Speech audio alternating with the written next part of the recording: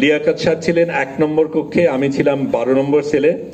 7 নম্বর সেলে যারা ছিল তারা একটা মজার কাজ শুরু করলো। ওর মধ্যে তারা আপনারা ওই যে কি জানি গানটা, না লেবার প্যালেস্টিনা, ওই যে বিদ্রোহী গানটা বেলাচাও, বেলাচাও গানটা তো আপনারা জানেনই।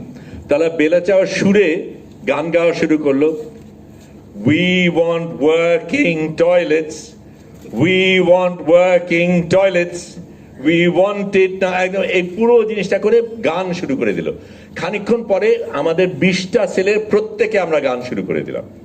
এই উই ওয়ান্ট, তাদের টয়লেট ছিল না, খারাপ ছিল বা কিছু, এবং নালিশ করা হচ্ছে, কিছু করছে না। এই বেলাচায়ের গানে সুরে তারা এই গানটা রচনা করে গাওয়া শুরু করে দিল।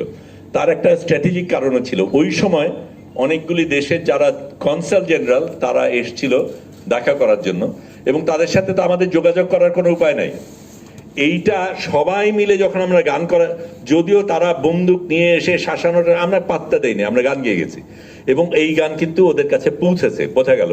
কারণ তারপরে তাদের ওই সেল থেকে আরেক সেলে সরানো হয়েছে। বাথরুম ঠিক করা হয়নি, কিন্তু সেল বদলানো হয়েছে। আরেকটা কি জানি ছিল বললে, ও আচ্ছা, অন্য যেটা, এটা আমি মনে করি আমরা তাদের যতটা ভয় পাই তাদের চেয়ে তারা আমাদের বেশি ভয় পায়। কারণ আমরা কি করতে পারি সেটা নিয়ে তাদের একটা আতঙ্ক ছিল, এবং আমাদের ভয় দেখানোর পদ্ধতিটা ছিল থেকে থেকে রাত্রেবেলায় হঠাৎ রায়েট গিয়ার নিয়ে, মেশিন গান নিয়ে, সব কিছু নিয়ে হুড়মুড় করে সেলের মধ্যে ঢুকে গেল, মাঝখানে ঢুকে গেল, ধাম ধাম করে বাড়ি দিল। আমরা ওর মধ্যে ঘুমাতে চেষ্টা করছি, ঘরের মধ্যে এসে চিৎকার টিৎকার হয়ে দাঁড়াও, এই করো ওই করো, এই ধরনের জিনিস করছে। একদম একটা আতঙ্ক তৈরি করার মতন পরিস্থিতি। প্রশ্ন, তাদেরকেও ছাড়া হয়েছে। আমরা যেই প্লেনে এসেছি তাতে আমরা প্রায় প্রত্যেকে ছিলাম।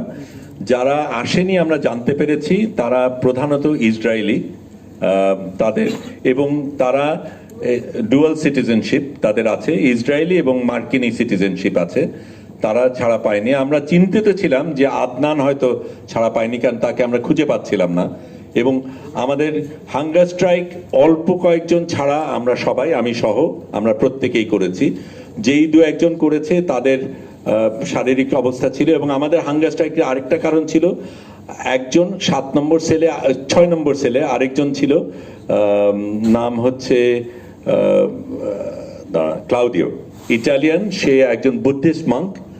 তার এই যাত্রায় শুরু করার আগে তার একটা স্টেন্ট বসানো হয়েছিল, তার সেটার ওষুধ দরকার ছিল, সেই ওষুধ রাখা ছিল সামনেই, কিন্তু তাকে দেওয়া হচ্ছিল না, এবং তাকে সেই ওষুধ দেওয়ার জন্য আমরা প্রতিবাদটা করেছিলাম।